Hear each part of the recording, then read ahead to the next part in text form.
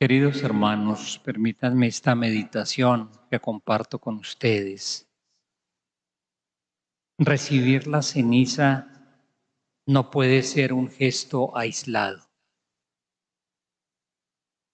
En la liturgia es un signo que significa mucho, que expresa mucho. Recibir la ceniza, ojalá no sea simplemente ofrecemos nuestra frente, nuestra cabeza, para que se imponga deprisa la ceniza, salimos y quizá durante todo este tiempo de Cuaresma ni hacemos referencia a lo que esto significa. No es un gesto aislado. Recibir la ceniza es el signo del reconocimiento de la propia fragilidad y del propio pecado. Ojalá con sencillez de corazón, pero con enorme honestidad, ustedes y yo pudiéramos repetir las palabras del Salmo 50 que se leyó hoy, y que ante nuestro Señor y ante la propia conciencia uno pueda decir: contra ti hemos pecado, Señor. Y eso que decimos, el reconocimiento de nuestros pecados, precisamente lo evidenciamos en que nos alejamos del Señor, en que no acogemos su palabra, en que su palabra muchas veces no es central dentro de nuestra vida, en que incluso nosotros pretendemos imponer nuestra propia voluntad, desconociendo la voluntad suprema y amorosa del Señor.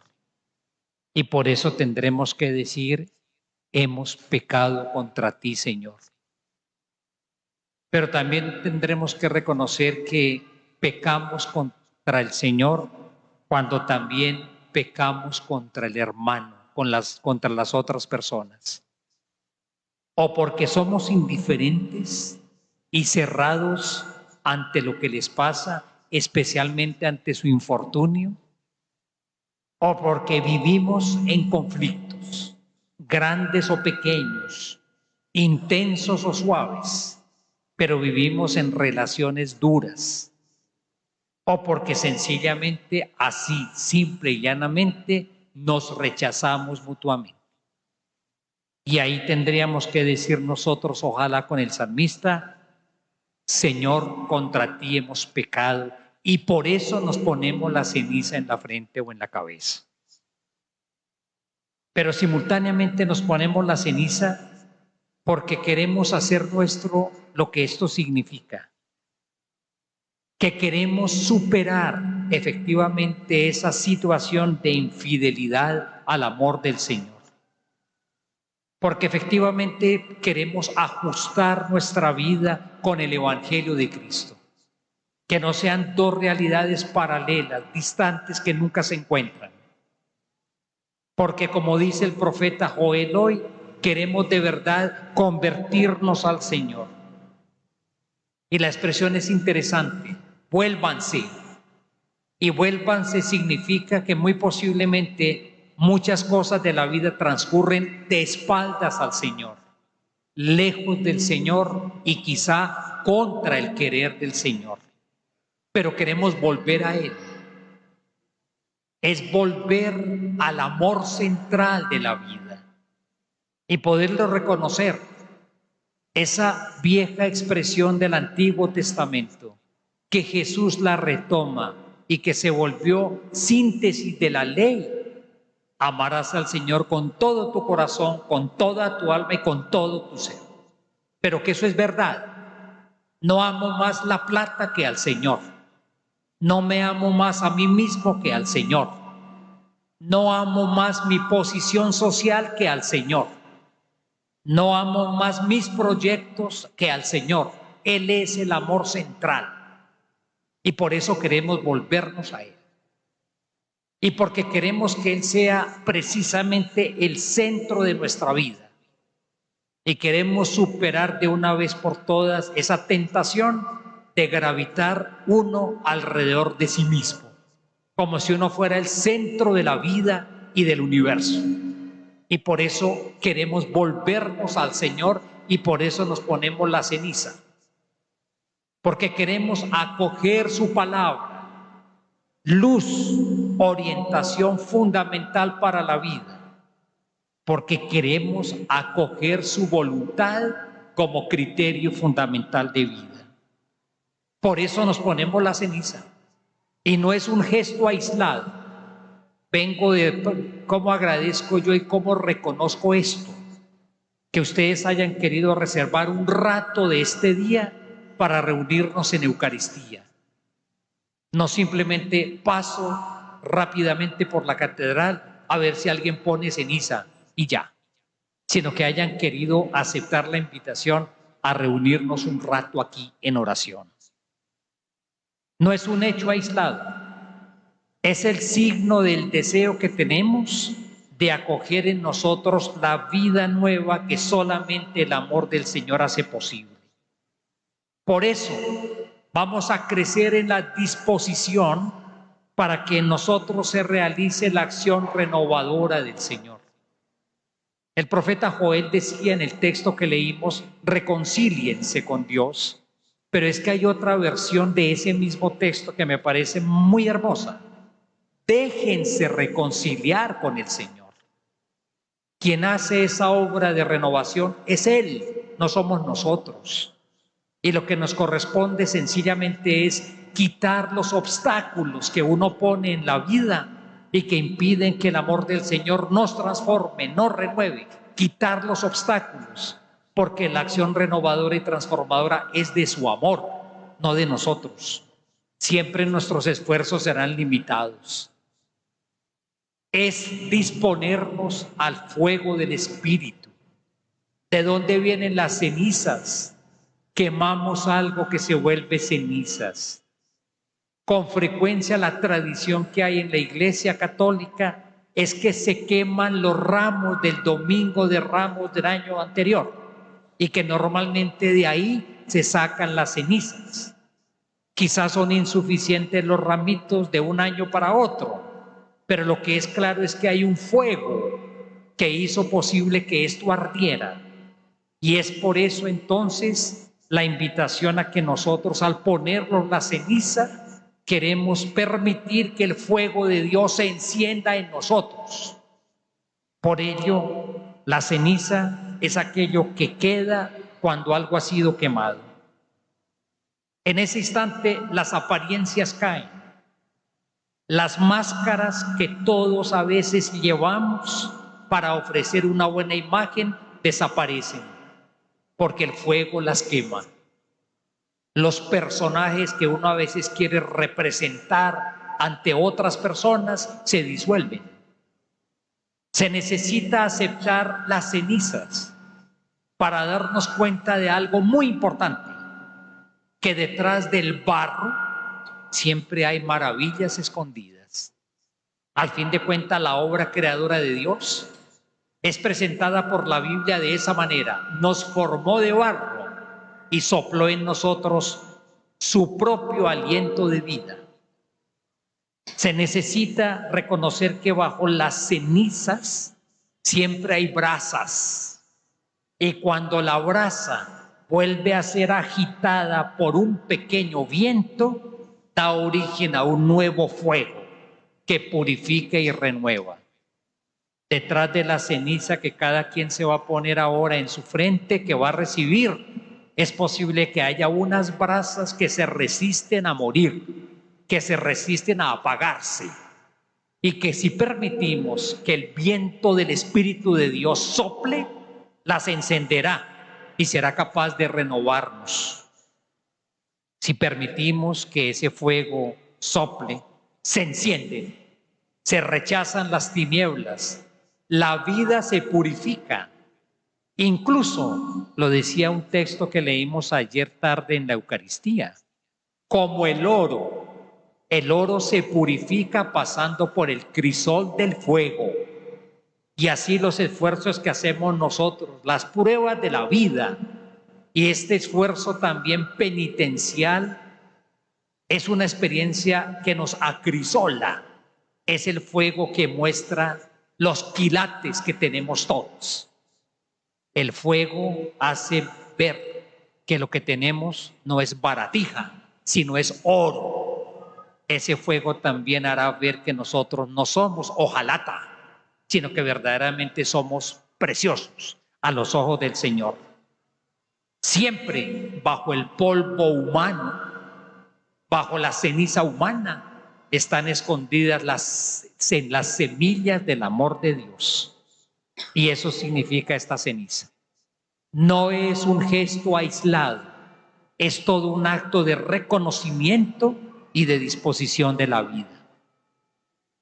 Querida comunidad, numerosa hoy en esta catedral, numerosísima, y así ha sido en todas las Eucaristías de hoy. El miércoles de ceniza tampoco es un día aislado, tampoco. Es el comienzo de un camino de 40 días que nos va a preparar para la celebración del misterio central de nuestra fe, la pasión, muerte y resurrección de Cristo. No es un día aislado, es el comienzo de un camino de progresiva disposición del corazón para acoger la vida nueva que solamente Cristo crucificado y Cristo resucitado nos puede ofrecer. Vida pascual, vida nueva. No es un día aislado, se conecta como punto de partida de un gran recorrido de 40 días hasta llegar al Jueves Santo en la tarde, donde entraremos a celebrar el Triduo Santo de la pasión, muerte y resurrección de Jesús. No es un día aislado. Nos permite este tiempo disponer la vida para que sea renovada con la novedad que solamente el Señor ofrece. La figura que el Señor imprimió en nosotros al hacernos imagen y semejanza suya, muchas veces se desfigura. Permitamos que el Señor rehaga su imagen y semejanza que es cada uno de nosotros. Cuaresma no es un día, el miércoles de ceniza no es un día aislado. La ceniza no es un gesto aislado. Y este tiempo de Cuaresma es un tiempo que yo quiero caracterizarlo con esta palabra: apertura. En el fondo, ¿cuál es el corazón de todo pecado?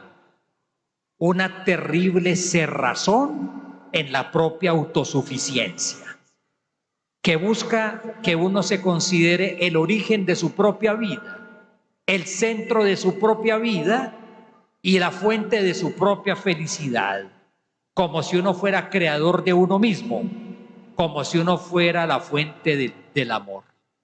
El pecado, y todo pecado, es encierro en la propia autosuficiencia.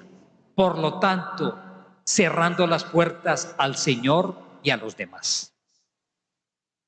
El texto del Evangelio de hoy nos propone lo que es tradicional en la Iglesia desde hace siglos: el triple ejercicio de la Cuaresma, que es un ejercicio de apertura, salir de estos encierros egoístas, autosuficientes, prepotentes y orgullosos en nosotros mismos. Salir para ser más disponibles a la obra del Señor y a la invitación y a la solicitación misericordiosa que nos hacen los demás. Por eso nos invita la Cuaresma a la limosna, más que una monedita que se echa.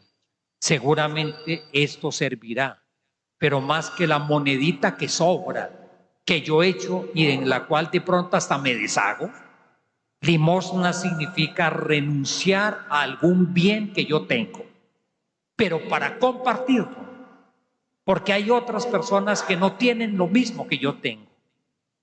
Para poner en común solidariamente lo que yo tengo, respondiendo a necesidades de otros.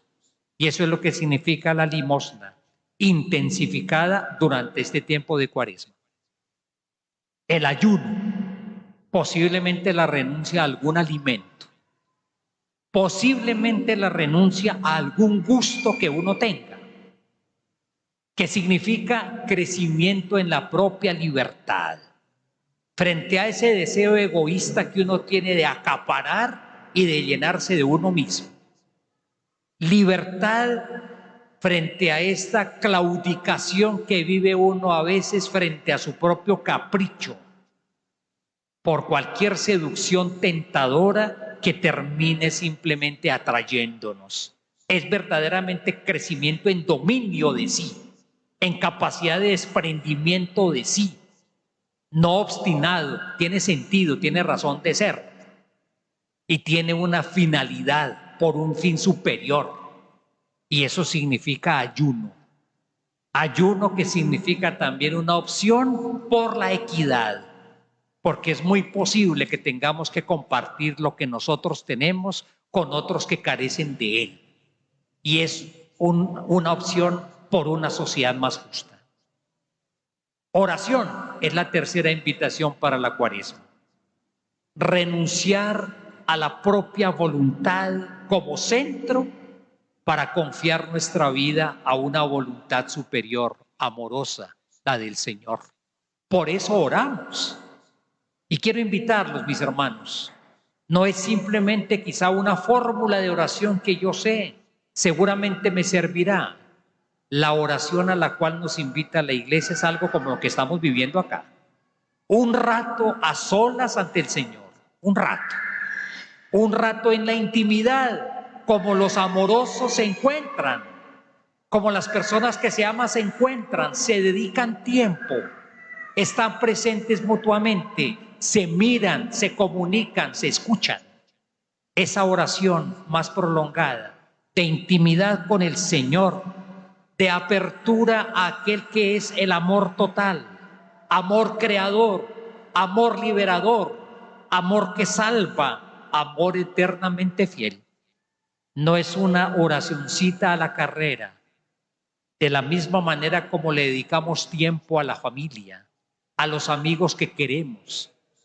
Los enamorados entre sí se dedican tiempo para estar juntos con el amado, con el Señor, para llenarnos de su presencia y para que Él siga modelando nuestra manera de pensar, de amar, de decidir, de hablar, de actuar. Triple invitación: limosna, ayuno, oración, que nos saca de nosotros mismos y nos pone en relación vital con el Señor y en compromiso misericordioso y fraternal con el hermano. La palabra dice que sea en secreto. No publicites la limosna que tú haces. No hagas publicidad del ayuno que estás haciendo. No hagas publicidad de la oración que vas a hacer. Jesús llama eso hipocresía. Porque efectivamente el deleite que se siente cuando uno se cree el centro del mundo viene ahora acompañado por el aplauso y la admiración de otros. Egoísmo reconcentrado. De ahí la invitación de Jesús: en secreto, no para que otros te vean. Tenemos que dejar de exhibirnos si es que lo hacemos. La caridad no es para exhibirla, la caridad no es para publicitarla, es para hacerla, no llenándose uno de sí mismos. Porque me hace pensar esto: en el fondo, la persona que quiere vivir repleta de sí misma es porque carece de amor, tiene un déficit de amor verdadero, tiene un déficit de amor, por eso necesita contemplarse y centrarse en sí misma. Es un déficit de amor. De ahí la invitación de Jesús: en secreto, porque es allí, en la intimidad de tu vida, donde el Padre Celestial ve lo que tú haces, donde el Padre Celestial toca tu corazón porque Él lo conoce mejor que nadie, donde el Padre Celestial te regala su infinito amor que te levanta de toda postración, de toda desesperanza, de toda crisis, y que te hace caminar de otra manera. El egoísta es un carente de amor, lo busca en sí mismo y se necesita un vuelco completo de la vida para acoger el amor verdadero del Señor y tener unas relaciones sanas y constructivas con los demás. Incluso el texto del Evangelio habla de recompensa y el Padre que ve en lo secreto te recompensará. No, uno no ama buscando una recompensa. Ninguna persona dice que ama a otra buscando a ver qué beneficio obtiene. No oramos buscando a ver el Señor que nos da de su parte, a cambio del tiempo que yo le dedico. Eso no es el lenguaje del amor, eso es el lenguaje del comercio. Yo hago esto y espero obtener algún dividendo. Es completamente contrario al espíritu del Evangelio. Y sin embargo, la recompensa de la cual habla Jesús, quisiera entenderla yo de esta manera: la fecundidad de aquello que hacemos. La fecundidad de la renuncia que nos hace personas más libres frente a la dominación terrible del egoísmo en nosotros. La fecundidad de la apertura al Señor para que sea Él el que nos renueve, nos haga personas nuevas. La fecundidad de la apertura al hermano necesitado. Ni siquiera que tu mano derecha sepa lo que hace tu otra mano, ni siquiera. Porque esa fecundidad queda es para siempre en la huella de amor que dejaste en la persona con quien tuviste misericordia y amor. Permítanme, comunidad querida, termino mi meditación. El lunes pasado, antier, nos reunimos aquí en nuestra casa de encuentros todos los sacerdotes de la diócesis y tuvimos un pequeño día de retiro espiritual, desde la mañana hasta la tarde, incluso con la posibilidad de confesarnos nosotros mismos los sacerdotes. Y tuvimos un pequeño retiro espiritual el antier para prepararnos a este tiempo y para vivir con ustedes como comunidad este tiempo de manera creativa, de manera fecunda. Y en ese encuentro que tuvimos de oración todos los sacerdotes de la diócesis, para poder acompañar a nuestras comunidades con fuerza espiritual, les propuse este bello texto sobre 40 días, que es la Cuaresma. 40 días para seleccionar y escoger, para abandonar lo que es inútil, como cuando se va a atravesar un desierto. 40 días para no contentarse más con aquello de lo apenas necesario, para salir de la ley de lo mínimo exigido. 40 días para educar el corazón y amar, para aprender a amar de una forma nueva, como en los primeros días. 40 días para educar el espíritu, para arrancarlo de sus obsesiones, de sus ideas fijas y abrirlo a la novedad. 40 días para educar la mirada, de modo que se supere la usura producida a través de las pantallas, de las máscaras y de las apariencias. 40 días para marchar a otro ritmo, para cambiar el estilo, para limpiar la vida y purificarse. 40 días para mirar a los otros con mayor misericordia, para contemplar a Dios con mayor confianza, para escuchar la palabra de Cristo y permitirle que realice su obra de enderezamiento secreto de nuestros deseos. 40 días para ser transfigurados, 40 días para crecer con el Evangelio, 40 días para aprender a vivir. Pongámonos en camino en esta ruta cuaresmal hasta la montaña santa de la Pascua y que ojalá esta experiencia nos prepare para vivir juntos una celebración pascual verdaderamente renovadora y transformadora, como solamente puede hacerlo Cristo crucificado y Cristo resucitado, que nos llama a una vida verdaderamente nueva. Tomémonos un momento en silencio, siempre lo propongo, para orar un momento, un instante, para interiorizar un poco esta palabra de hoy y para disponernos efectivamente a acoger la ceniza que va a imponerse en nuestra cabeza como signo penitencial, como signo de reconocimiento del pecado, pero como signo también de nuestro deseo sincero de ser convertidos por aquel cuyo amor es capaz de transformar la vida de toda persona. Un instante en silencio.